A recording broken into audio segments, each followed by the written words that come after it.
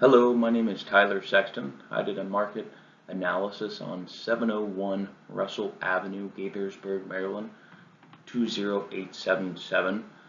My analysis consists of the overview of the area demographics, the subject site itself, an office market analysis, residential market analysis, and a retail market analysis. Then I end with a recommendation. So without further ado, let's go ahead and dive into the area demographics. So for the area demographics of Gaithersburg, there are currently 66,104 people living there, and that's a 1.78% growth increase from last year. The median age is between 34 and 35, specifically 34.8, and the median household income is 83,724, which that's a pretty good increase from last year. They experienced a 3.7% growth increase, so that's a pretty good jump in income.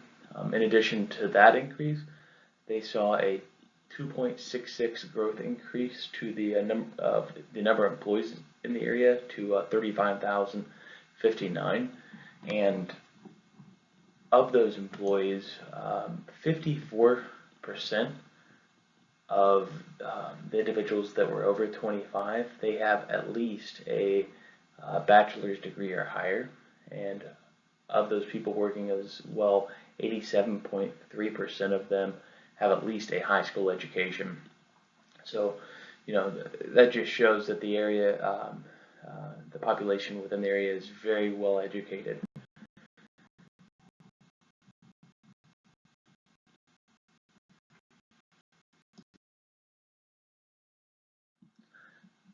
Now for the subject site itself, it is located 40 minutes northwest of Washington, D.C.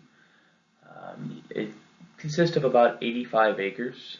The taxes for the property last year were $191,224.56, and it's currently zoned C2, which, according to the City of Gaithersburg Manual, Section 2416 states that a C2 zone is meant to include commercial uses serving the regional and local area, together with normal, supplemental uses and other uses compatible with a cohesive and attractive shopping and office area. So the site has a lot going for it in regards to what you can do with the site, from office to residential to retail purposes. And in addition to that, it's located right off Interstate 270, so it has a great ease of access for potential employees or for residents, pretty much all around. It's got a lot going for it just based upon the location. And it's surrounded by 4 streets: Montgomery Village Avenue, Frederick Avenue, Odenhall Avenue, and Lost Knife Road. And in 2012, they did a traffic hit on that, and it came out to over 100,000 people are passing by that property. So it's got a lot of traffic around the area. In regards to the zoning, based upon the zoning map, if you kind of look to the northwest of the property, within a relative close proximity, it's a very large residential area, and pretty much to the southwest of or southeast of the property, you primarily see a lot of commercial.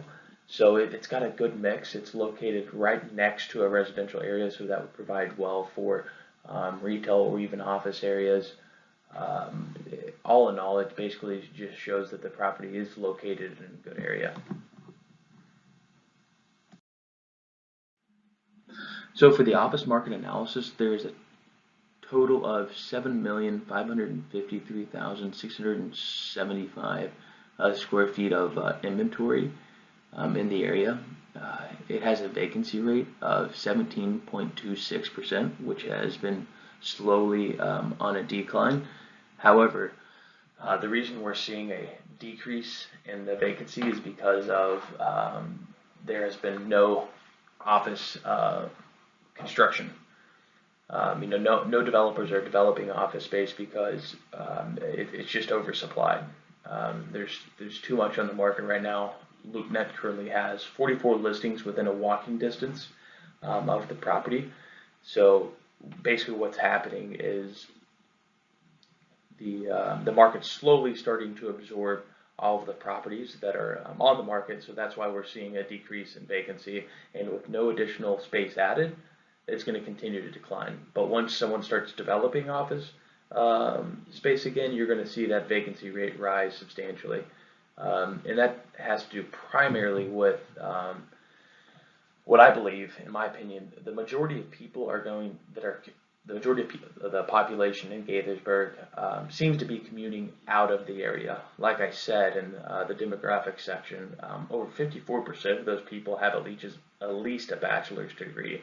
So they're leaving towards, more likely, Washington, D.C., toward a higher paying job, whereas the majority of jobs in the area are kind of lower tier jobs that don't really require the office space needed. So that's why there's a lot of inventory on the market right now. So for the office forecast demand, I took the number of employees' jobs in the area, determined how much square foot a individual would need to determine the projected space needed. Then I subtracted that from the current space to yield the demand. And it just basically shows you in this chart as well, the office, it's extremely oversupplied. There's too much space in the market right now, and it won't hit equilibrium until the year 2022, and it's only forecasting 23,131 square feet. And in addition to that, the job growth in the area is only 1.3%, which is lower than the national average of 1.6%. So everything's pointing towards that this site is not a good site to develop office space on. The market's oversupplied. It won't hit equilibrium until 2022, and that's if no additional space is added. So if developers start adding space, you're going to see, the forecast is going to just continue to go years in the future. So I would say no to office space for this subject side. So on to the residential market analysis. Gaithersburg has a forecasted population that I took by determining what the average population increase was for the past 5 years, and just went ahead and forecasted it out for the year 2020 and 2025.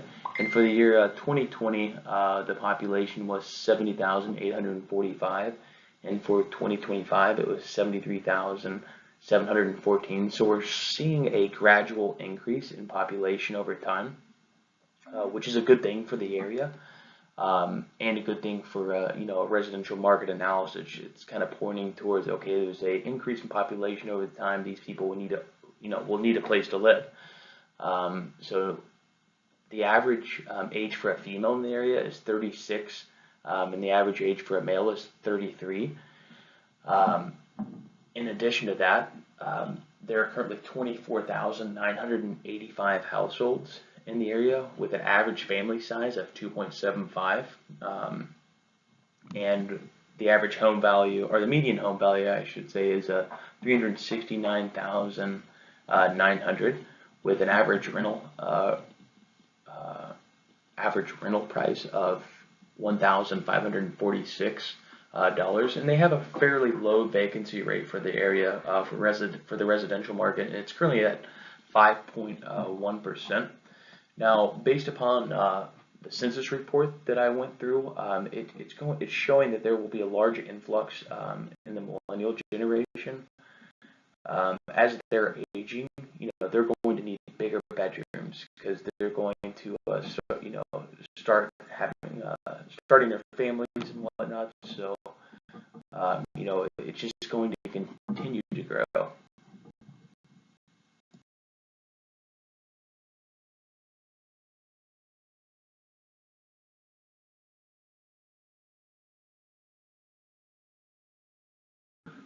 So for the residential demand, to determine the future housing Demand, as you can see, I took the percent change of 1.05%, which was the average percent increase for the last 5 years to determine the future housing units along with the future housing units needed to generate a demand. And based upon the year 2017, it shows that there is a need for 600 units.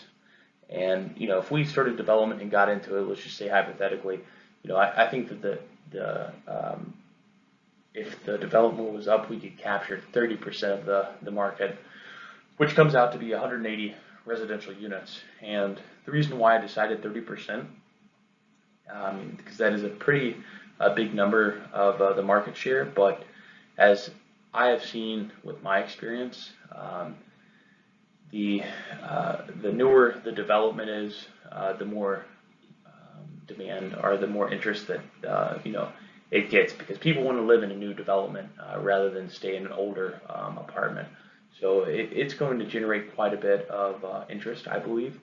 Now for the properties that are on the market, there are currently 64 apartments for rent, but with residential you do see turnover a lot higher, so there may be 64 at one time and half that maybe the next month or the month after. So you're going to see a fluctuation in the market. Now for houses for rent within the primary area and the secondary area, there's only a total of 9 houses for rent and a total of 13 condos for rent within the primary and secondary market area.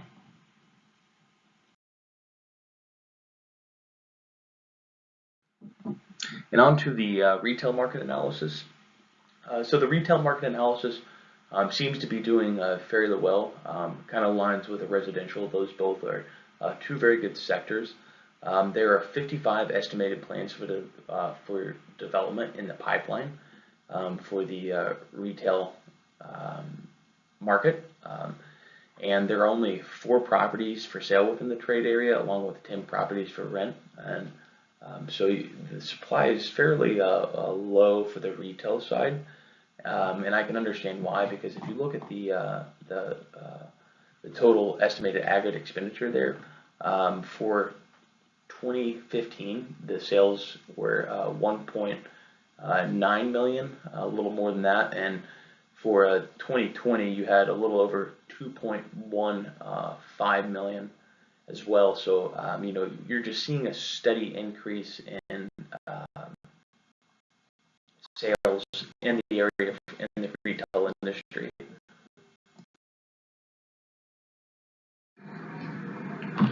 So for the retail demand, we can see that there's a future unmet retail demand of 260,480 square foot, with a current unmet demand of 87,956. And for the individual sectors under F&B, the largest was from the food at home, which captured 25.06%. And for the GAFO, the largest was the apparel, which captured 19.44%.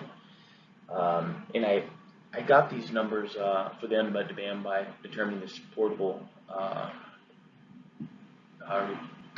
retail requirements. And I did that by taking the total sales and determining the percentage of the total sales, and getting a capture rate by taking those total sales divided by the aggregate sales, determine that supportable rent, and it basically leads into the unmet demand.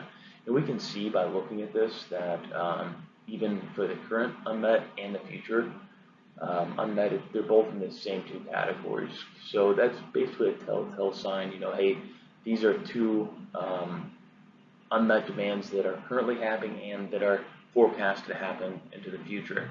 And that being said, that's something that I believe this site would be great for, and that we could focus on. And I believe that we can capture 172,525 square feet of that demand.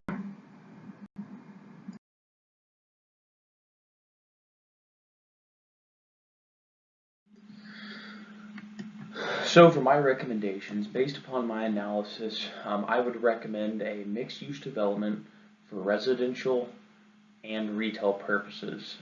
These will both meet the demands for in the area.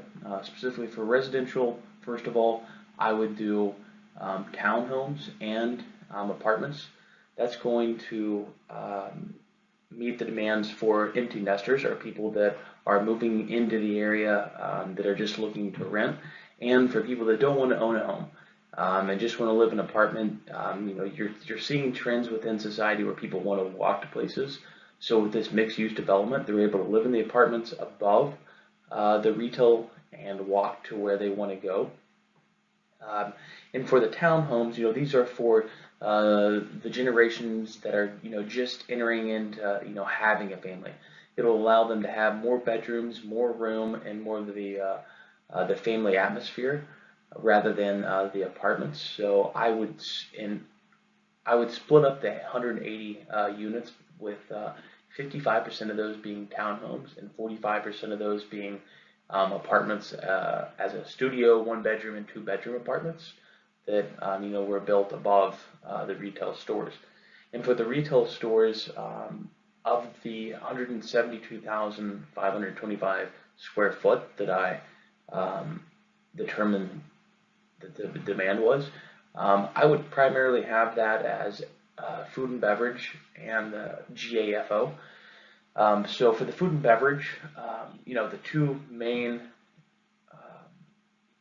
food chains like fast food that I would put in the area are Chick-fil-A and Chipotle. They're very, very popular right now. I believe that they would do very well. I would also include a Starbucks for the area.